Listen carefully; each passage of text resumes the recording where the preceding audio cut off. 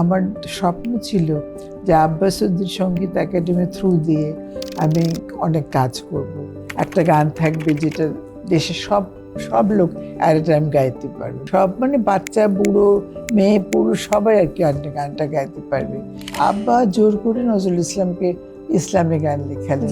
অমর রমজানের রোজার শেষে এলে খুশি, তুমি শুনেছ নিশ্চয়ই। অবশ্যই, এই গান ছাড়া আমার মনে হয় না আমাদের দেশে রোজার ঈদ শুরু হয়। সেই সময় আমরা গাইছি। চায়নার সবচেয়ে বড় শিল্পীরা গিয়ে দেখলে, গানের ঘরে ঢুকলে দেখবে বেস্ট সিঙ্গার তাদের ক্লাস করাচ্ছে। এটা আমি দেখে এত ভালো লেগেছে। আমার মনে হলো এরকম দেশে, আমার দেশে কেন হবে না, কেন আমার বাচ্চা একটা বড় শিল্পীর সঙ্গে বসে কিছু করতে পারবে। এই ছবিটি, আচ্ছা, এটা আমি এই যে প্রেসিডেন্ট সায়েমের কাছ থেকে 21 পদক নিয়েছি। আমাদের জোর করে গান করানো না করলে মানে তুমি রাষ্ট্রক্যাডেট হয়ে যাচ্ছে কিংবা ধরে যে গুলি করছে, এরকম একটা অবস্থা। খুব খারাপ একটা সময় কাটছিল তখন আমাদের, কারণ যারা ফিরে এসেছিল ইন্ডিয়া থেকে তারা এসে বলছে আমরা কোল্যাবোরেটরস, কারণ ওরা না থাকা গেলে আমরা এখানে গান করেছি সেই জন্য। তো ওই সময়টা আমাদের কি মনোকষ্ট ছিল, কষ্ট করে গানও করলাম, আবার দোষীও হয়ে বসে থাকলাম। সাদর আমন্ত্রণ Ispahani Mirzapur presents legend and লেগেসির কর্ম, প্রেরণা ও সাফল্য গাথার এই মঞ্চে। দারুণ রং, মন মাতানো ঘ্রাণ এবং দুর্দান্ত স্বাদে এই জগতে আপনাদের সবাইকে সাদর আমন্ত্রণ জানাচ্ছি আমি রোমানা মালিক মুনমুন।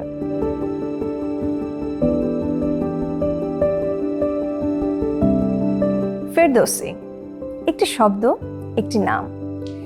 এই নামের মধ্যেই নিহিত যেন এক স্বর্গীয় উদ্যান। সেই উদ্যানে যে পুষ্প, তার নাম যদি হয় সুকণ্ঠ, তাহলে আসে একটি নাম, ফেরদৌসী রহমান।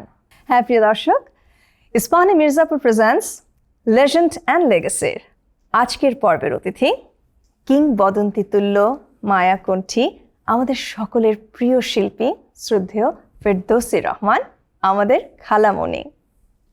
স্বাগতম। অনেক ধন্যবাদ মনমন। আর এত সুন্দর করে ইন্ট্রোডিউস করলে তুমি আমাকে, আমি জানি না whether I deserve all that. আপনাকে আমরা পেয়েছি, এটা যে আমাদের জন্য কতটা সৌভাগ্যের ব্যাপার। আপনি কেমন আছেন? আমার মনে হয় ভালোই আছি, তবে বয়সের জন্য একটু মানে খারাপ হতে পারে ওইটুকু। আচ্ছা, নামের কথা শুনছিলাম, আপনার নামের সাথে আমাদের কাছে বড় হয়ে গিয়েছে আপনার কর্ম, আর সেই কর্মের সাথে আপনার পরিচয় হয়েছে সেই 4 বছর বয়সে। আপনি রেডিওতে একটা গান গেয়েছিলেন, যেটা গাইতে চাইছিলেন না, কিন্তু পরবর্তীতে প্রচুর হাততালি পেয়েছেন। একটু সেই গল্পটা শুনতে চাই। এটা 6 বছর বয়সে আমি কলকাতায় মুসলিম ইনস্টিটিউট হলে বিরাট অনুষ্ঠান, বুঝছো, সেখানে আব্বা আমাকে নিয়ে গিয়েছিলেন। তা আমি তো গাইবো না, আমি আব্বা আমি মাগো চলো দেখো তোমার ভালো লাগবে। তারপরে আমাকে ডাকো, এবার গান গাইবে ফেরদৌসী বেগম, তখন বেগম ছিলাম। তারপরে আমি গিয়ে দাঁড়ালাম, দেখেছি আমার মাইক্রোফোনটা অনেক উঁচু, মানে আমার মাইকের তখন পাশ থেকে কে যেন টেবিল দৌড়ে নিয়ে আসলো, টেবিলটা দৌড়ে নিয়ে আসলে আর আব্বা উঠিয়ে দিল টেবিলের উপরে। এই তো আমার জায়গা হয়ে গেল মাইক্রোফোনের কাছে। তারপরে গাইতে শুরু করলাম। গানটা যখন শেষ হলো, সত্যি মানুষের হাততালি শুনে আমি বুঝলাম যে মানুষের কত ভালো লেগেছে। এবং সবচেয়ে মজা যে গানটা ভীষণ বড়দের গান, তো সেই গানটা আর কি শ্রোতাদের খুব ভালো লাগলো এবং তারা প্রচুর করতালিতে প্রায় ছাদ নামিয়ে ফেলার অবস্থা। তো আমি বললাম যে আব্বা আর বলো না গান করে, এইটাই এনাফ আর কি, আর আমি গান করি না। তারপরে চলে এলাম, সে থেকে ওই একটু একটু করে গাইছি, একটু একটু করে শিখছি। এই ছোটবেলায় ঘুমের সময় আপনার মা নজরুলের গান শুনে ঘুম পাড়াতেন। সেটা যে আমার জন্মের পরই, যখন 2 বছর বয়স ছিলাম তখন মা গাইতেন আখি পাতা ঘুমে জড়ায় আসে। এই তো মার গান এই শুনতে শুনতে মানে এক এক মা ধরো মা নাকি সব মাই বাচ্চাদের জন্য একটা গান করে, আমি যেটা মনে করি আমার মা এই গানটা করতেন। আর তার ফলে হচ্ছে কি আমি আমার ওইটাতে মনটা চলে দিয়েছে, গানটা ভালো লাগতো খুব সব তারপরে ওই গানটা কি মা গাইতেন আর আমি শুনে শুনে ঘুমিয়ে যেতাম। তো সেই ঘুমের ঘোরেও নিশ্চয়ই নজরুলের গানগুলো কানে বেজে উঠতো এবং পরবর্তীতে এতটা ওতপ্রোতভাবে জড়িয়ে যাওয়া সঙ্গীতের সাথে। আপনার আব্বা আমাদের সকলের লেজেন্ডারি মিউজিক পার্সোনালিটি শ্রদ্ধেয় আব্বাস উদ্দিন, তার কোলে বসে গান গাওয়া, সেই ত্রিভুবনের প্রিয় মোহাম্মদ, এই যে এই গানগুলো গাওয়ার সময় সবাই মিলে একটা চমৎকার পরিবেশ, আপনার আম্মাকেও তিনি ডেকে নিতেন কণ্ঠ মেলা, একটু ওই স্মৃতিতে ফিরিয়ে নিয়ে যাই। সেইটা স্মৃতিময় স্মৃতি আর কি। তো আমরা গান করতে আব্বার কোলে বসে প্রথমে হয়তো গাইলাম আমি মোহাম্মদের নাম জপেছিলাম, তারপরে তোরা দেখে যে আমি না মায়ের কোলে আমি বসে আছি, চারিদিকে তিন দিকে আমার ভাই বোন ভাইরা বসে আছেন, ওরা এক এক লাইন করে গাইছেন, আবার আব্বা প্রথম লাইন গাইছেন, হয়তো আরেকজন আরেক লাইন গাইছেন, এইভাবে আমরা এক একজন এক এক লাইন গাইছি। তারপরে একটু পরে আব্বা ফিল করলো যে মা নেই ওখানে, আস্তে করে মাকে ডেকে নিয়ে এসে বসালো। তারপরে কিছু গান এই নজরুলের হয়ে যাওয়ার পরে আব্বা বলে আল্লাহ তুমি ওই গানটা করো, তখন মা ওই পুরোনো দিনের গান করা শুরু করলেন আর কি। সে আর অন্যরকম মজার স্মৃতি, আর আমরা পাগল হয়ে শুনতাম মার সেই কথা গান।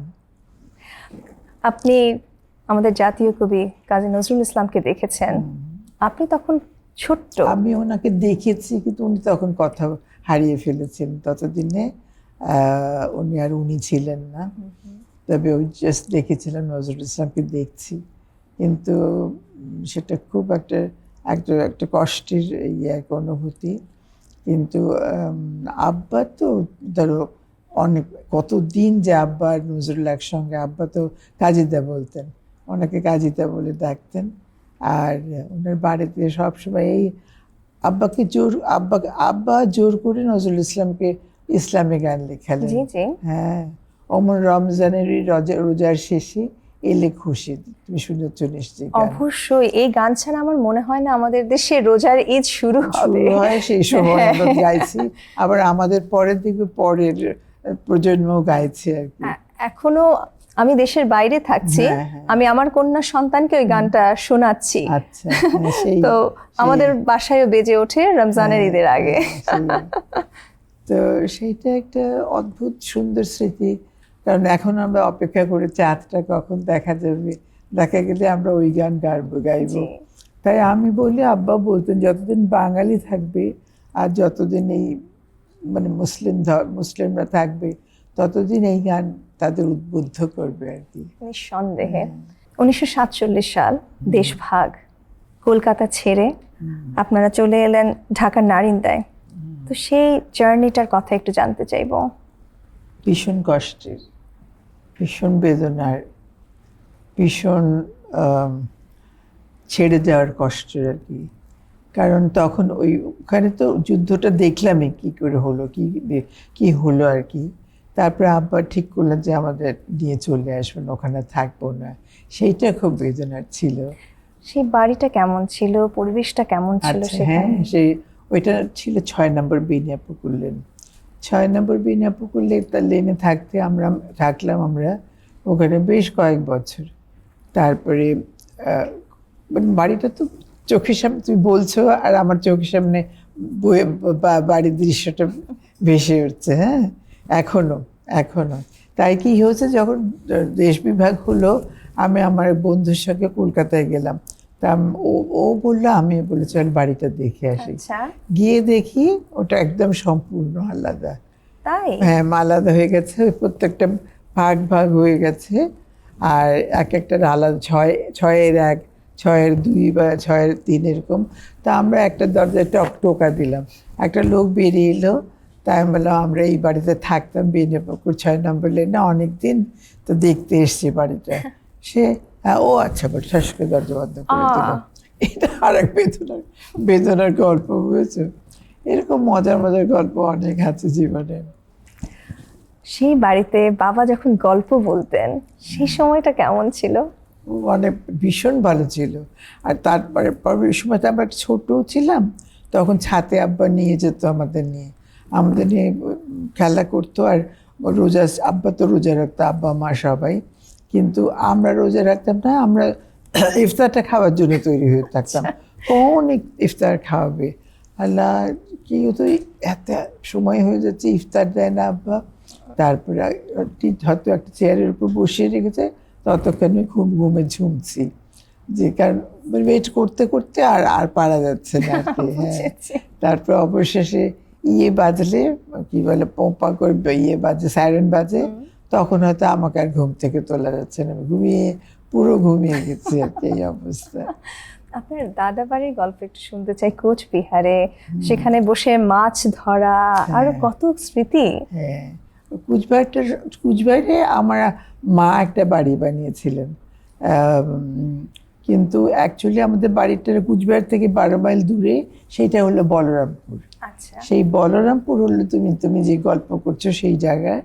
আর সেখানে আমরা ভীষণ মজা করেছি জীবনে আর কি, এত ছোট থেকে বড়, কত এই অল্প কয়েক বছর আগেও আমরা গিয়েছিলাম, আমি আর আব্বাসী ভাই গিয়ে, তারপর ওখানে এই তোমার সব ওদের সঙ্গে ঘুরে ঘুরে দেখলাম জমিটা কোথায় কি, ওগুলো ওরকমই আছে, কি খুব একটা বদলাই নেই। আমাদের বাড়ির যে দাড়িঘর বাড়ি, ওটা হলো বাইরের ঘর, সেটা ওইরকমই আছে। তারপর একটা বিরাট বিরাট একটা কাঁঠাল গাছ ছিল, সেটাতে আমরা দোলনা বাজিয়ে ঝুলতাম, তো ওইটা এখনো সেম আছে। ওইটা দেখে আমি তাতা গেলাম, তাতা খুব ইচ্ছা করছে আমরা দোলনা দুলতে। ভেতরে গেলাম, গিয়ে দাদাজির বাড়ি দেখলাম। তারপরে আমাদের ঘরটা ওটা বেশ বড় ছিল, মানে ধরো ওখানে অনেকজন শোয়া যেত। তখন একটা বিরাট খাটে আমি, আমার বড় ভাই, আমার মা, তাতা মানে আব্বাসী ভাই, মানে যতজন আটে ওই বিছানায় শুতাম। সেখান থেকে স্মৃতিটা মনে হলো। এখন কি হয়েছে, যেটা বলতে চাচ্ছি, যে সব ছোট ছোট হয়ে গেছে। হ্যাঁ, সব ছোট ছোট বাড়ি হয়ে গেছে, ঘর হয়ে গেছে, তো ছোট ছোট ঘরে সবাই থাকে। আর যখন নারিন্দার সেই বাড়িটিতে উঠলেন, নতুন আরেকটি জায়গা, নতুন করে আবার শুরু করতে হবে, মন নিশ্চয়ই খারাপ ছিল খুব। সেটা বলে বোঝানোর কথা নেই আর কি, খুবই। কারণ জীবনটা ধরো একরকমের শুরু হয়, বুঝলে, তারপরে মাঝে কিছু জীবন ঘটে যেগুলো কষ্টের হয়, ধরে নিতে হয় যে কষ্টের হবে। তো সেরকমই আমাদের হয়েছিল, তবে যেরকম আল্লাহ রেখেছেন সেরকমই ছিলাম আর কি। নারিন্দাতেই কেন যাওয়া হয়েছিল? ভাড়া বাসা ওখানে। সেটা প্রথম যখন ঢাকায় গেলাম নারিন্দাতে গেলাম, কারণ আব্বা ওখানে যে ভাড়া নিয়েছিল। আচ্ছা আচ্ছা। তো আমরা উঠলাম ওখানে গিয়ে, ওখানে স্মৃতি আছে। ওখানে মফিজুল ইসলাম গান করতেন, উনিও ওখানকার ছেলে। তারপরে ওখানে ডক্টর আফিয়া খাতুন, উনিও ওই বাড়ির ডক্টর পেয়েছেন ডক্টর। এরকম আর কি, অনেক বড় বড় সন্তান জন্মেছে ঘরটাতে, তো ওদের দেখা পেলাম ওখানে গিয়ে, আলাপ হলো ছোটবেলা থেকে আর কি। আচ্ছা, এবার একটু আপনার স্কুলের জীবন, স্কুলের স্মৃতি, সেটা সম্পর্কে জানতে চাইবো। আপনার প্রথম স্কুলটি মনে আছে? সেই স্কুলের কথা। প্রথম স্কুলটা হলো আঞ্জুমান খাওয়াতিনের স্কুল, সেটা কলকাতায়। তারও আগে আমি যেতাম একটা স্কুলে, সেটা হলো ওই কুচবিহারের মহারানীর নামে স্কুলে ছিল। সেইখানে আমার বোনরা যেত, আমার চাচাতো বোনরা যেত, এবং ওরা যেত বলে আমি ওদের সঙ্গে যেতাম আর কি। তো তখন ওখানে লেখাপড়ার চেয়ে দুষ্টামি একটু বেশি, কারণ ওই বয়সটাই কোনো বাচ্চাদের লেখাপড়া করে না। তো যাওয়ার সময় না, মানে যাওয়ার উৎসাহটা কেন ছিল স্কুলে, যাওয়ার সময় একটা বিরাট পানিয়াল ফলের দোকান বলছি, সেটা একটা ছিল, গাছ ছিল। তো প্রথমে গিয়ে দৌড়ে গিয়ে কতগুলো পানিয়াল ফল হাতে উঠিয়ে নিতাম, নিয়ে তারপর বুবুর সঙ্গে যেতাম গানে, মানে স্কুলে যেতাম, পড়াশোনা কিসে কি ওইটা নিয়ে খেলতাম, আর ওটা করে রগড়াতাম, ওটা তো পাকলে একটু মিষ্টি হয়, হাত দিয়ে পাকালে, ওইটাই আমার আনন্দ ছিল। এবং ফেরার সময় আবার ওই একই ব্যাপার, বলতো মিন্না আয় আয় আয়, কিসের আয়? আমি তখন ওই পানীয় ফলের জন্য গেছি, ওখান থেকে তুলে এনেছেন পানীয় ফল। আপনার দাদার কথা বলছিলেন, তো আপনার পড়েছিলাম যে তিনি ফর্সা মানুষ পছন্দ করতেন, তো এটা নিয়ে সে ছোট্ট মির্নার কি অনুভূতি ছিল? সেটা আর বলো না, সব আমার ভাইরা তো ফর্সা, আব্বাসি ফর্সা, আব্বাসি ভাই ফর্সা, বড় ভাই জাস্টিস কামাল উনিও ফর্সা ছিলেন, আমার আব্বার রঙও দুধে আলতা, তারপর আমি দেখেছি দাদি খুব ফর্সা ছিলেন, মানে সবাই মোটামুটি ফর্সা। ফুপু আমার একটা মাত্র ফুপু আম্মা, তিনিও খুব ধবধবে ফর্সা ছিলেন। তো স্বাভাবিকভাবে যখন যেতাম ছুটিতে বা ইয়ে করতে, তখন এটা একদম ইয়ের কথা বলছি, একেবারেই গাদা। তখন আব্বা কলকাতা থেকে আসতেন ছুটি টুটিতে, এবং আব্বা আসতেন যখন, তখন এই মিন্নার মার্জ ডেকেরা, এটা মিন্নামার জন্য ভাইয়া, এটা মিন্নামার জন্য। তো দাদাজি খালি অবজার্ভ করতে, বুঝেছো, সব জিনিস বেঁচে সুটকেস থেকে, কিন্তু বেশিরভাগই সব মিন্নামার জন্য। তখন বলছো আব্বা সেই কালো মেয়েটাকে এত ভালোবাসে যে মনে হয় সে সব সম্পত্তি সে আব্বাসকে লিখে দেবে। সত্যি তাই, আব্বা তো দিল তার সমস্ত সম্পত্তি। আমি তো বলি এই যে গানের ভান্ডার সে আমার কণ্ঠে তুলে দিয়েছেন, এটা আমার বিরাট প্রাপ্তি। এইটা তো কোনো হাজার বড় বাড়ি বলো, গাড়ি বলো, সব দিত, এগুলোর কোনো ইয়ে নেই। তা আমি সেই দিক থেকে সবসময় আল্লাহর কাছে শুকর করি, যা পাওয়া যায় সেটাই ভালো। অবশ্যই। আপনার স্কুলের কথা বলছিলেন, যখন ঢাকায় এলেন, ঢাকার স্কুলটা কেমন ছিল? মানুষদেরকে একটু ভিন্ন মনে হচ্ছিল? কোথায়? কলকাতা থেকে যখন ঢাকায় আসা হলো, তো ঢাকায় আরেকটা স্কুলে ভর্তি হলেন। হ্যাঁ, একেবারেই বলতে, কারণ আমি আবার কলকাতায় পড়তাম কনভেন্টে, তো কনভেন্ট স্কুলের পরিবেশটা তো তুমি জানো। আর ওখান থেকে ফিরে এসে যদি এখানে যে কোনো স্কুলেই যাও, এখানকার পরিবেশটা তুমি বুঝতে পারো। কিন্তু সবচেয়ে মজা যে ঢাকা থেকে এসেও আমি কলকাতা কনভেন্টে ভর্তি হলাম। আচ্ছা, কনভেন্টে ভর্তি হলাম টিল লাইক ম্যাট্রিক পর্যন্ত। ম্যাট্রিক ওখান থেকে দিই নেই, কিন্তু ওই সময় পর্যন্ত ইয়েতে ছিলাম, কনভেন্টে ছিলাম। হ্যাঁ, আর তার পাশাপাশি গানের চর্চাও চলছে। হ্যাঁ, সেটা চলছে। সেটাকে আর কমানো যাবে? আব্বা বলতো সব করো মাগো, কিন্তু গানটা করো। সত্যি তাই। তো নজরুল দিয়ে শুরু, তারপরে আরো সকল জনরাই আপনি ছুঁয়ে গিয়েছেন। রবীন্দ্রসঙ্গীতের সাথে পরিচয়টা হয়েছে কখন? বলি, রবীন্দ্রসঙ্গীত সবচেয়ে আর্লি শিখেছি। তাই? সবচেয়ে প্রথম যে শিখেছি রবীন্দ্রকার, মানে বেশ আগে। তার কারণ ওই সময় ধরো ওই লতিফ চাচা সবাই ওনারা প্রোগ্রাম করতে, বাচ্চাদের প্রোগ্রাম, এবং এই সব প্রোগ্রামে উনি রবীন্দ্রসঙ্গীত শেখাতেন বাচ্চাদের। তো ওইভাবে আমরা অনেক আর আব্বা নিজেও কিন্তু গাইতেন দরাজ গলায় রবীন্দ্রসঙ্গীত। রাত সন্ধ্যাবেলা আমাদের একটা জায়গা ছিল ঘরে, ওখানে আব্বা তোমার করবেন, একদম প্রত্যেক দিন সন্ধ্যাবেলা রবীন্দ্রসঙ্গীত বাইরে গাইতো। তো সুতরাং আব্বার সঙ্গে বসে বসে আমিও অনেক শিখেছি। এবং আরও পরবর্তীকালে আমি আহাত চাচার কাছে গিয়ে আমি রীতিমতো শিখেছি। উনি সঙ্গে যে আহাত চাচা এরকম বলে, এসব ফিরদৌসী যখন শিখতে চাও, উনি একদম প্রাণ ভরে শিখিয়েছেন আমাকে। সো আমার মানে রবীন্দ্রসঙ্গীতের গানের খাতা মোটামুটি ভরাই। আচ্ছা, তো রবীন্দ্রসঙ্গীতের কথা এসেছে, সেই প্রতিযোগিতার কথা একটু শুনতে চাই। ফাহমিদা খাতুন প্রথম হয়েছিলেন, তো তারপর আমি দ্বিতীয়। হ্যাঁ, তারপর ফেরদৌসী খুব রাগ, কেন এরকম হলো আহাত চাচা থাকতে। আসলে তো ফ্যামিলি অনেক ভালো রবীন্দ্রসঙ্গীত আমার থেকে, সুতরাং ওর পাওয়াই উচিত। এবং আমি যে অখুশি সেরকম হয়েছে, কিন্তু একটু মনটা খারাপ হয়েছিল, সেটা আসল কথা। যে আমাকে আমি সবগুলোতে প্রথম হচ্ছিলাম, এই রবীন্দ্রসঙ্গীতটাতে দ্বিতীয় হয়ে গেলাম, এটাই আসল কথা। কিন্তু এমনিতেই মানে লোকে সবাই ওরা বলে যে তুমি খুব মন খারাপ করেছো, কিন্তু আমার সঙ্গে ফ্যামিলির সম্পর্কটা ঠিকই আছে। আমি ওকে সবসময় খুব অ্যাপ্রিসিয়েট করি, এবং গায়ে গায়ে ভালো, গলা তো ভালো, খুবই ভালো গায়ে। এই প্রতিযোগিতাটা কিসের ছিল মনে আছে? অ্যাকচুয়ালি কি হয়, ইউনিভার্সিটিতে তোমার বিভিন্ন সাবজেক্টে ধরো তোর গানে ধরো হলো, তারপর অ্যাক্টিংয়ে হলো, তারপরে এরকম নাটক টাটক এরকম সব কিছুতেই হয়। তো যখন মিউজিকে আসে, যারা গাইতে পারে ধরো তাদেরকে নিয়ে এই অনুষ্ঠান হয়। আর শুধু রবীন্দ্রসঙ্গীত তারা গাইবে তা না, তারা বিভিন্ন ধরনের গানে হবে, তাতেও তারা পুরস্কার পায়। কিন্তু রবীন্দ্রসঙ্গীতের বেলাতে আমি ডাব্বুস মারলাম, সেটাই আসল কষ্ট। 1964 সাল 25শে ডিসেম্বর টেলিভিশনের প্রথম সম্প্রচার, এবং আপনি সেখানে গান গাইলেন। সেই অনুভূতিটা কেমন ছিল? এবং সেই গান যেটি আপনি খানিকটা বলছিলেন যে আমি দ্বিতীয় হয়েছি তাই গাবো না, কিন্তু সেই গান দিয়েই আপনি আবার সবার মাঝে এলেন। সত্যি ওটা একটা চমৎকার এক্সপিরিয়েন্স আর কি। ধরো একদম প্রথম শিল্পী হচ্ছি, তখন তো বুঝিনি।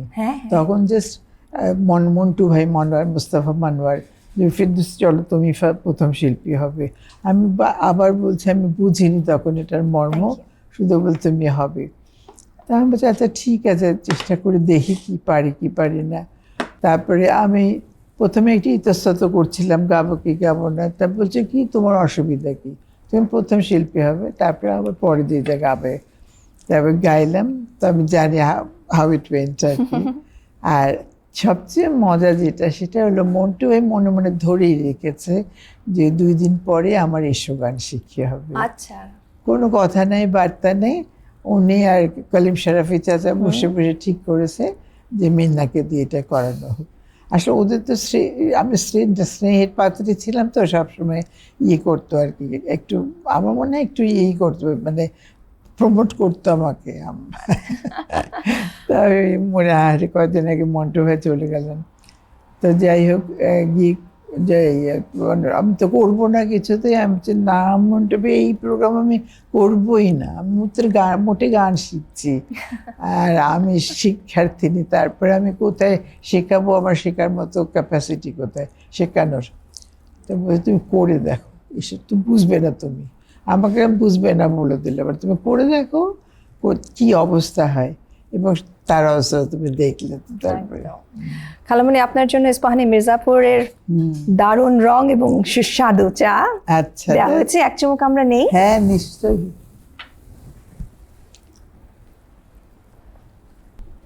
খালামণি, এসো গান শেখার কথা এসেছে, আমার সৌভাগ্য হয়েছে সেখানে আপনার কাছে বসে গান শেখার।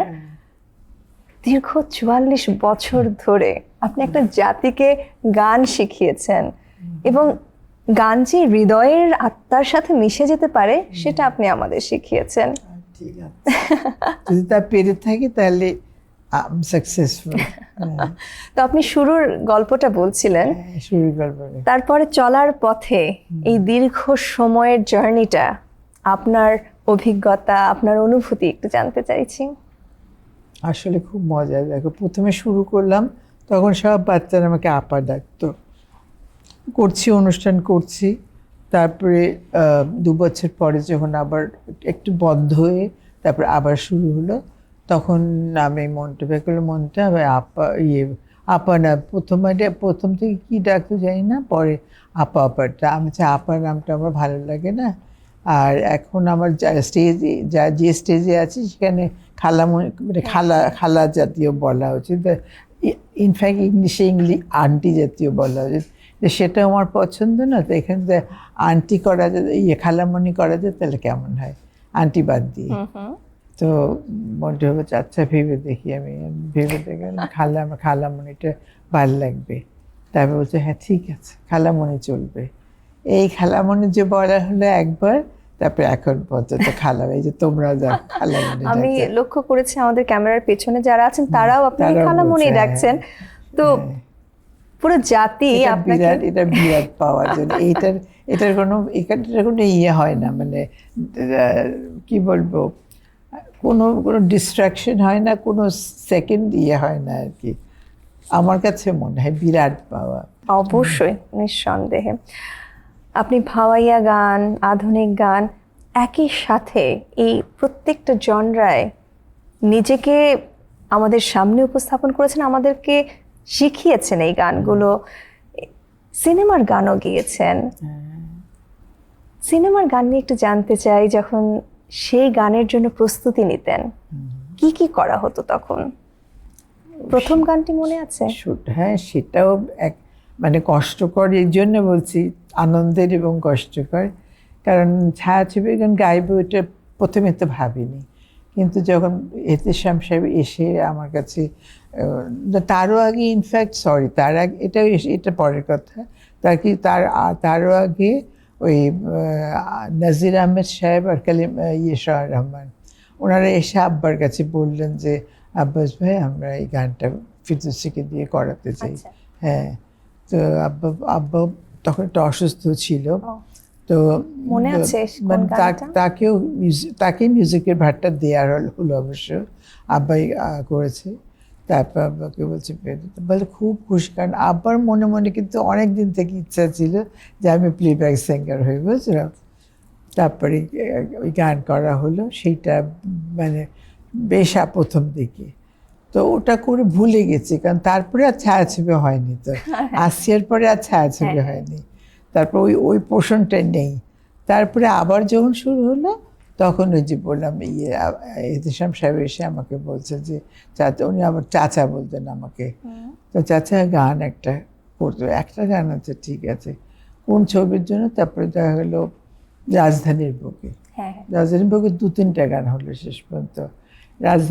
রাজধানীর বুকে আপনি আর রবিন মিউজিক করবেন, আপনারা কম্বাইন মিউজিক করবেন। আমি যে মিউজিক করাটার মধ্যে নাই, যেটা আমি জানি না ভালো মতো সেটা আমি করবো বলে মনে হয় না। তারপরে বলে যে চাচা প্লিজ নামটা তোমার থাক, তুমি করো, কারণ তোমার নামটা থাকলে আমার কাজ। হ্যাঁ, আপনি নামটা ব্যবহার করতে চাচ্ছেন না, সে চাচ্ছেও যে আমি সিরিয়াসলি করি। এবং দেখা গেল প্রথম দিকের গানগুলো সব আমার করা, এই সুন্দর পৃথিবীতে আমি এসেছি নকিছে, তারপরে এই রাত বলে ওগো তুমি যে আমার, ওগুলো কিন্তু তখন খুব হিট হয়েছিল। তারপরে আরো জন একটা কি আরো একটা গান এরকম। তো তারপরে রবিন বোধহয় 2-3টে গান করলো, আর ঠিক তখনই এসেছিলেন তোমার তালাত মাহমুদ। আচ্ছা, তালাত মাহমুদ এলেন, তো তখন আমার পরীক্ষা চলছিল, সাবসিডারি পরীক্ষা ছিল। তো আমাকে বলছে যে ফিরদৌস চলেনটা করতে হবে। আমি তো পারবো না, আমার পরীক্ষার মধ্যে তো আর কোনো চলে না। তারপর সে রবিন একাই কষ্ট করলো, এটা তোমার লেগেছে এত যে ভালো, খুবই হিট সং হলো, একদম সিম্পল একটা গান কিন্তু খুব হিট সং হলো।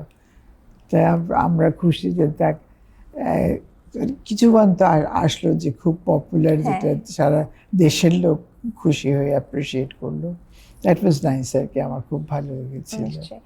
সেই সময় প্লেব্যাক করার যে প্রিপারেশন, সবাই একসাথে মিলে, অর্কেস্ট্রা, সিঙ্গার সবাই একসাথে মিলে রেকর্ডিংটি হচ্ছে, খুব জানতে ইচ্ছে করছে ওই সময় আপনার বয়স কম, রেকর্ডিং এর জন্য আপনি প্রস্তুতি নিয়েছেন, সেই সময়টা একটু জানতে চাইছি। তখন তো রাতের বেলা রেকর্ডিং হতো, কারণ যত ইনস্ট্রুমেন্টালিস্ট ওনারা দিনের বেলা রেডিওতে কাজ করতেন, বিজি ছিলেন।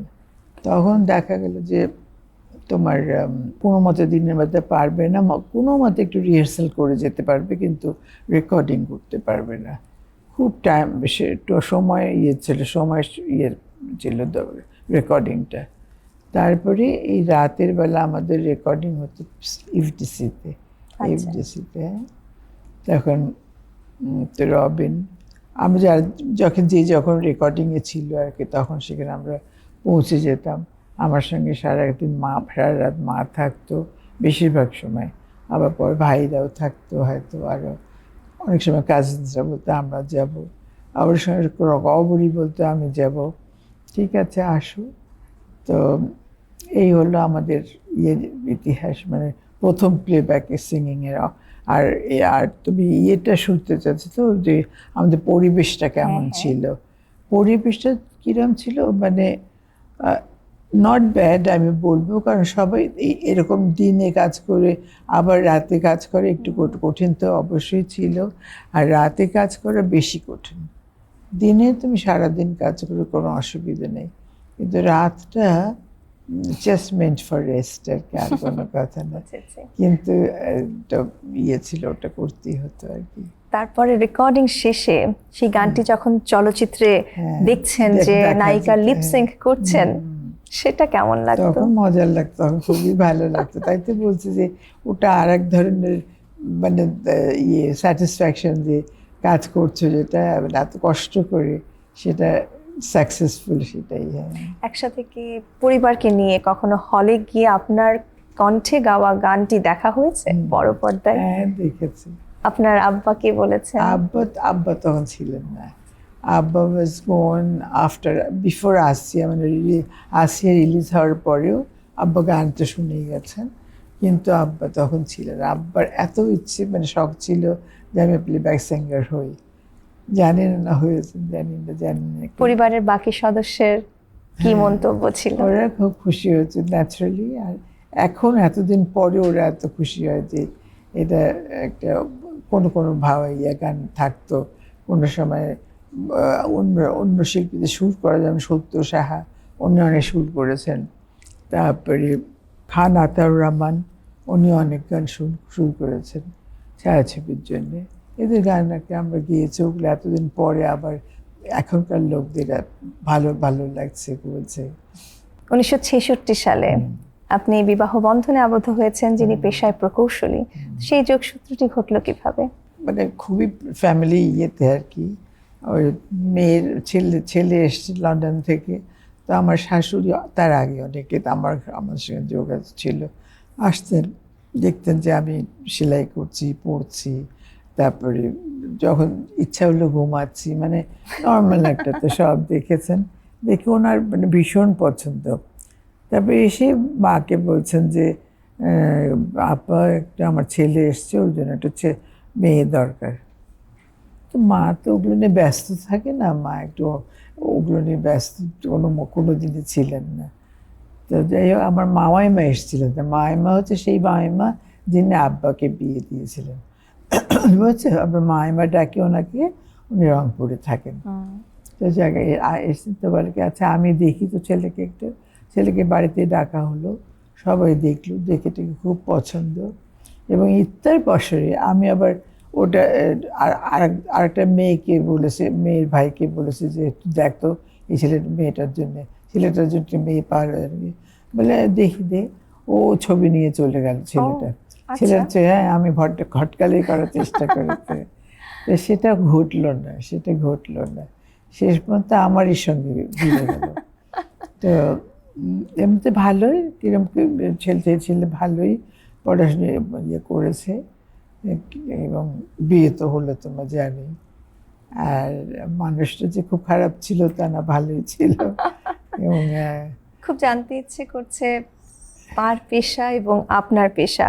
আপনি ব্যস্ত তখন, আপনি পারফরমেন্স নিয়ে ব্যস্ত, রেকর্ডিং নিয়ে ব্যস্ত, তখন কিভাবে ম্যানেজ করতেন টাইম? আচ্ছা, ও ন্যাচুরালি আমার মনে হয় ওর খুব খারাপ লাগতো, মনে হয় আর কি, যে মেয়েরা থাকছে না বাড়িতে। একটা হয় যেটা বাড়ির যে কর্তা, সেইভাবে যে বউ সারাদিন বাইরে থাকছে, হয় রেকর্ডিং, নয় এটা, নয় ফাংশন, নয় কোথাও বিদেশে চলে গেল ইয়ে করতে, পারফরমেন্স করতে। তো এটা খুবই কঠিন আমি মনে হয় একটা ছেলের পক্ষে পুরোপুরি ইয়ে করা। তো প্রথম দিনে একটু খেঁচোমেচো হলো, তারপরে আস্তে আস্তে বুঝলো যে না, করবেই, she is born to do this. তখন আর কিছু বলতো না আর কি। I had to, he accepted the whole thing. And তারপরে অশান্তিটা মানে ঠিক হয়ে গেছে। একটু প্রথম থেকে ছিল অশান্তি, স্বাভাবিক কথা। এবং আমি মনে করি যে ইট ওয়াজ কোয়াইট নর্মাল, যে ও তবুও অনেকটা সহ্য করেছে। যে আমি গেলাম 10 দিনের জন্য ইউগোস্লাভিয়া, ইতিমধ্যে আমার ছেলে হলো টাইফয়েড। তো এগুলো ও করতে হয়েছে কি, ডাক্তার দাদা এ করা। আর ছেলেরা তখন অসুখ হলে তো বাচ্চারা মা করে অস্থির হয় আর কি। এইসব কিছু হয়েছে, যে তাও আল্লাহর কাছে শুকর যে সব কিছু ঠিকঠাক ছিল। আপনাদের ছেলেদের কথা একটু জানতে চাই। আপনার দুটি ছেলে, তারা দেশের বাইরে আছেন। হ্যাঁ, দুজনই বাইরে। তাদের সম্পর্কে যদি একটু বলতেন। বড়টা রুবাইয়াত আমার ছেলে নাম, ও থাকে ড্যালাসে। ওর 3টে ছেলে মেয়ে, একটা বড় ছেলেটা বড় মেয়ে, আর তারপরে 2টো ছেলে। তো দুঃখের কথা যে ছেলের মেয়েটা একটু তোমার সিক চাইল্ড আর কি, যেটা হয়। তারপর ওকে নিয়ে একটু সমস্যা। এছাড়া বাকি ছেলে দুটো আবার পড়াশোনা করছে, একজন ইঞ্জিনিয়ার হবে শিগগিরই, আরেকজন পড়াশোনা হচ্ছে, ওরও 2 বছর পরে মাস্টার্স হয়ে যাবে, গ্র্যাজুয়েশন হয়ে যাবে। তো সেদিক থেকে আমি খুশি আছি যে বাচ্চাগুলো পড়াশোনা করে। আর আমার ছোট ছেলে আছে লন্ডনে, আচ্ছা তো ও ভালো আছে। আর ওর 2টো মেয়ে, আচ্ছা, ভীষণ সুইট 2টো মেয়ে, গান করে। এখান থেকে আমি টিচার দিয়েছি, অনলাইন গান শেখায়। খুব খুশি। তারা নিশ্চয়ই দেশে আসেন যখন, আপনাদের আয়োজন, আপনাদের আড্ডাটা একটু ভিন্ন রকম হয়। খুব ওখান থেকে আসার আগে দিদু আমি গিয়ে কিন্তু এবার এসো গান শিখ করবো তোমার সঙ্গে, মানে ইয়েটা থেকেই যায় আর কি। তা আমি বলছি যে বাবু ওটা তো করছি না আমি, আর বলে না কি হবে, একদিন তুমি করো আমাদের জন্য, ওটা আমাদের ভিডিওটা থাকবে, এরকম আর কি। আমার তো খুব জানতে ইচ্ছে করছে, আপনার বাবা যেমন আপনাদের ভাই বোনকে নিয়ে বসতেন, আপনি কি তাদেরকে নিয়ে এভাবে জড়ো হয়ে বসেন কিনা, গান সবাই মিলে গেয়ে ওঠেন কিনা? ঠিক বলেছো, সেটাও হয়, সবাইকে নিয়ে বসি আর ওরা মজা করে আর কি। এবার 71 একটু নিয়ে যাই, আমাদের মহান মুক্তিযুদ্ধের শেষ সময়টা কেমন ছিল, আপনার দেখা শেষ সময়টা একটু আপনার মুখে শুনতে চাই। 21 সবাই যেমন বলবে যে খুব কষ্টের, আমিও তেমনি বলবো যে যেমন দেখেছি 47, মানে যুদ্ধ মানে তো একটা কষ্টের ব্যাপার, এবং আমাদের সাধারণ মানুষের জন্য আরোই দারুণ দারুণ কষ্টের। এবং কি হবে না বাচ্চাদের নিয়ে তখন আর ব্যতিব্যস্ত, ওরা কোথায় আছে কোথায় নাই। তো সেটা ছিল, কিন্তু সবচেয়ে বড় কথা যে আমাদের জোর করে গান করানো হতো, সেটা সবচেয়ে বড় কথা। আর না করলে মানে তুমি রাষ্ট্র ক্যাডেট হয়ে যাচ্ছ, কিংবা ইয়ের সামনে ধরে যে গুলি করছে, এরকম আর কি অবস্থা। হ্যাঁ, তবে স্বাধীনতা আসলো, তারপরে তো আর একটা খুব খারাপ একটা সময় কাটছিল তখন আমাদের। কারণ যারা ফিরে এসেছিল ইন্ডিয়া থেকে, তারা এসে বলছে আমরা কোল্যাবোরেটরস, কারণ ওরা না থাকাকালে আমরা এখানে গান করেছি সেজন্য। আর আমাদের যে কত কষ্টে গান করতে হচ্ছে সেটা কিন্তু ওরা জানে না, সেটা মানে ওরা করতে পারে না। তারপরে আমি খুব রাগ করলাম যে ঠিক আছে, আমরা রেডিও অফিসে একটা বিরাট মিটিং হলো। আমি বললাম ঠিক আছে, আমি কোল্যাবোরেটর, আমরা সবাই কোল্যাবোরেটরস, এবং we will remain so until তোমরা বলো যে হ্যাঁ ইউ আর নট। হ্যাঁ, একদম করে যে প্রুফ করবে তোমরা যে আমরা কোলাবোরেশন করেছি পাকিস্তানের সঙ্গে। তো ওই সময়টা আমাদের একটু মনোকষ্টের ছিল, হ্যাঁ, কষ্ট করে গানও করলাম, আবার এদের দোষীও হয়ে বসে থাকলাম।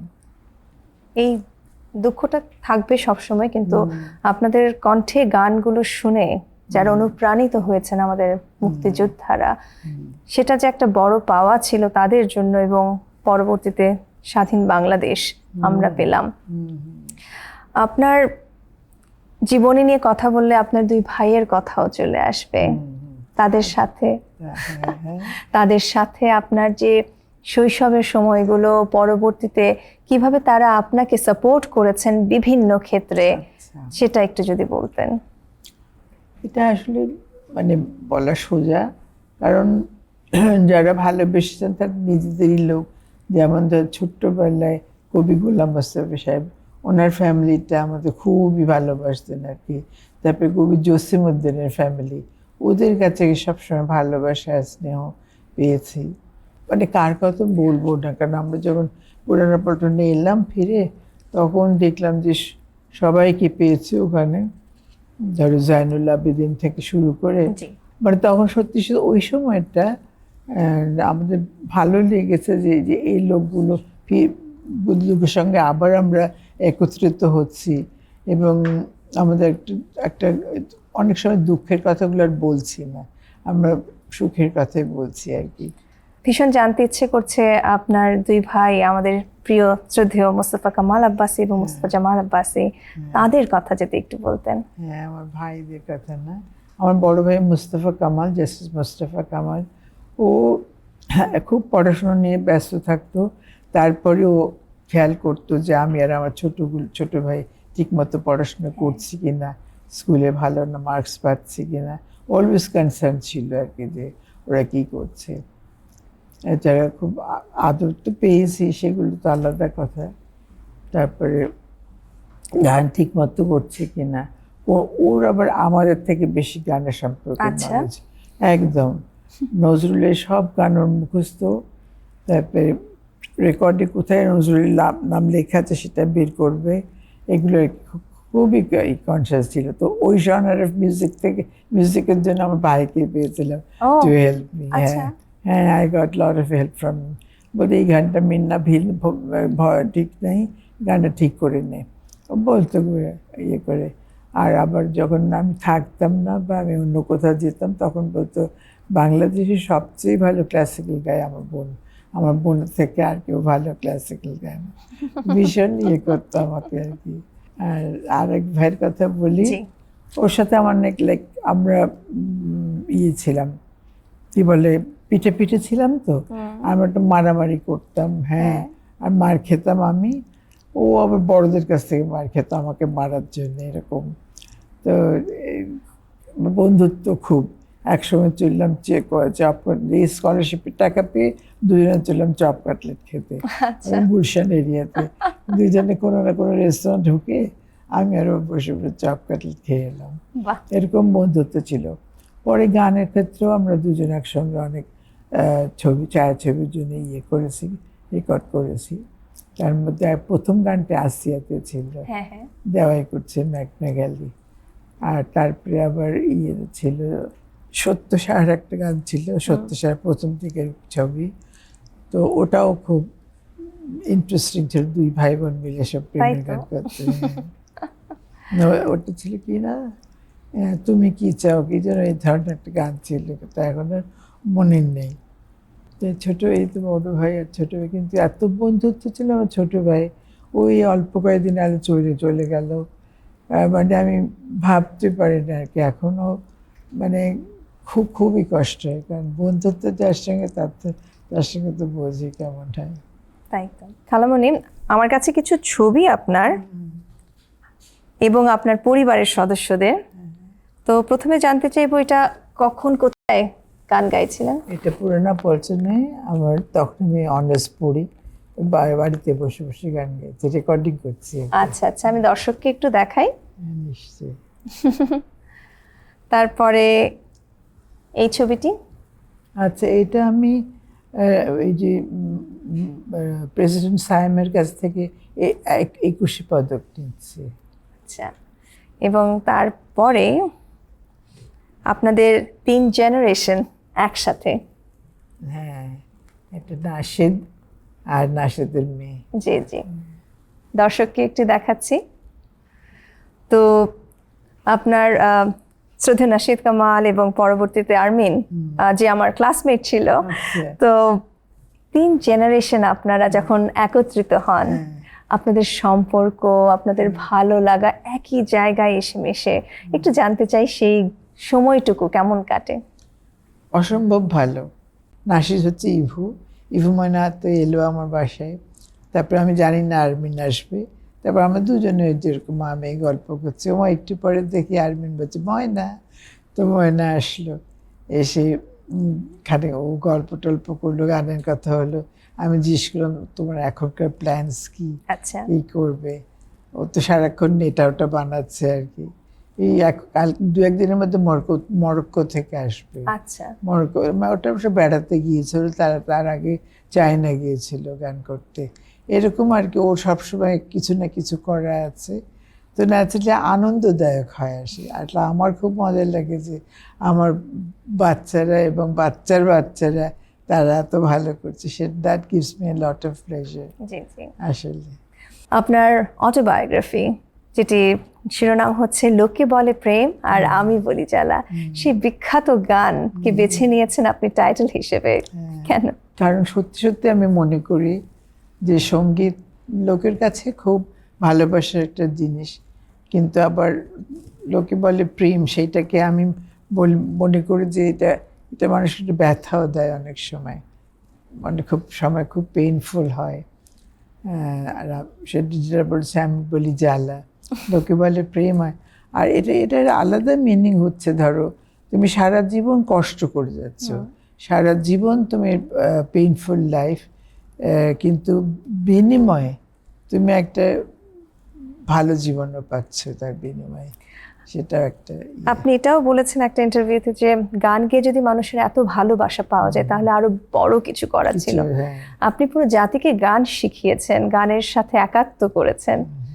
কোথায় আপনার সেই অতৃপ্তিটি রয়ে গেছে বলে মনে করেন? অনেক অনেক অতৃপ্তি, কারণ আমার স্বপ্ন ছিল যে আব্বাস উদ্দিন সঙ্গীত একাডেমি থ্রু দিয়ে আমি অনেক কাজ করব। যেমন ধরো একটা গান থাকবে যেটা দেশের সব লোক অ্যাট এ টাইম গাইতে পারবে, মানে সব মানে বাচ্চা বুড়ো মেয়ে পুরুষ সবাই আর কি গানটা গাইতে পারবে। এটা আমার একটা ইচ্ছে ছিল যে করব। আর হচ্ছে আরেকটা হলো যে বাচ্চাদের যে ইনস্টিটিউশন ছিল যেগুলো দেখেছি চায়নাতে, সেইগুলোতে বাচ্চারা যেভাবে গান করতো, বাজনা বাজাতো, পড়াশোনার চেয়ে বেশি এগুলো করতো, তারপরে ধরো সায়েন্সের কাজ করতো, তারপরে সব রকমের এটা বানানো ওটা বানানো এগুলোও করতো, এবং তাদের শেখাতো চায়নার সবচেয়ে বড় শিল্পীরা বা চায়নার সবচেয়ে বড় ইঞ্জিনিয়ার বলো।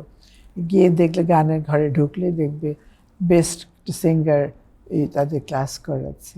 এটা আমি দেখে এত ভালো লেগেছে, আমার মনে হলো এরকম আমার দেশে কেন হবে না, কেন আমার বাচ্চা একটা বড় শিল্পীর সঙ্গে বসে কিছু করতে পারবে না। এটা তো যিনি করাচ্ছেন তার জীবনেরও একটা বিশেষ তোমার পাওয়া, আর বাচ্চাদের তো বটেই, তারা তো বড় হয়ে সারা জীবন বলতে পারবে যে অমুকের কাছে বসে বসে আমি গান শিখে। এটা একটা কম জিনিস না আসলে। তো ওইটা আমি বলছিলাম, আমি তো গানের কথা শুনছি বিকজ আমি গান গাই, মনে করো যে একটা কিছু রেডিও বানানো শিখতে গেছে, এরকম অনেক চতুর্দিকে আর কি। এটা আমি দেখেছি, আর আমার খুব ইচ্ছে ছিল আমার দেশে করব, খুব ঝোঁক খরচ কিন্তু করব, কিন্তু ঠিক ইয়েতে কুলালো না, আমার এনার্জিতে কিছু কম কুলালো না। এটাও এনার্জি লাগে, হেল্প লাগে, আদার হেল্প লাগে। আপনার কাছে এই প্রশ্ন না করে পারছি না যে এই দীর্ঘ পথ চলা, সঙ্গীতের সাথে পুরো জাতিকে নিয়ে এগিয়ে চলা, কখনো ফিরে তাকানোর সময় কি মনে হয়েছে তার কিছু কিছু ঘটনা সত্যি কি ঘটেছে? সেরকম তো বলছিলাম যে অনেক কিছু ঘটে যার মনে হয় যে শেষ হয়ে গেছে সব, সেটা একটা আমার কাছে মনে হয় যে যা তুমি করতে চাও সেটা যদি করতে পারো তাহলে তোমার একটা স্মৃতি থেকে যাবে যে হ্যাঁ ওই জিনিসটা ছিল, ওটা আমি করেছি। এইটা হলো কথা, সেটাই মনে হয়। আমরা অনুষ্ঠানের শেষ প্রান্তে পৌঁছে গিয়েছি। আপনার কণ্ঠে কি একটা গান শোনার অনুরোধ করতে পারি? আমি মানে খুব কষ্টের সঙ্গে বলছি যে আমার গলা কিছুদিন থেকে বেশ খারাপ যাচ্ছে, মানে খুবই খারাপ ব্যবহার করছে। তো আমি যদি ইনশাল্লাহ গলা ঠিক হয় কখনো, আমি আবার নিশ্চয়ই গিয়ে শোনাবো, দোয়া করো তোমরা। অশেষ ধন্যবাদ আপনাকে আমাদের মাঝে আজকে উপস্থিত হওয়ার জন্য। আমি একটু বিদায় নিয়ে নিচ্ছি দর্শকের কাছ থেকে। আচ্ছা। প্রিয় দর্শক, কিছু মানুষের উপস্থিতি, অস্তিত্ব, তাদেরকে সামনে পাওয়া আমাদের এক জীবনের শক্তি। তেমনই একজন মানুষের আজকে সাক্ষাৎকার আপনাদের সামনে নিতে পেরেছি, এটা আমার জন্য সৌভাগ্যের বিষয়, এবং আমি নিশ্চিত আপনারাও বুঝতে পেরেছেন কতটা গুরুত্বপূর্ণ এই ব্যক্তিত্বকে আমরা আজকে আপনার সামনে তুলে ধরতে পেরেছি। আমাদের এই পর্বটি আপনারা দেখতে পারবেন একুশে টেলিভিশনের পর্দায় এবং সেই সাথে কাহিনী স্টুডিওজের ইউটিউব চ্যানেলে এবং ফেসবুক পেজে। Ispahani Mirzapur presents legends and লেগেসির আজকের পর্ব থেকে এখন তো বিদায় নিচ্ছি, আবার হাজির হয়ে যাব আগামী পর্বে। নিশ্চয়ই আমাদের সাথে যোগ দিতে ভুলবেন না। সে পর্যন্ত ভালো থাকবেন।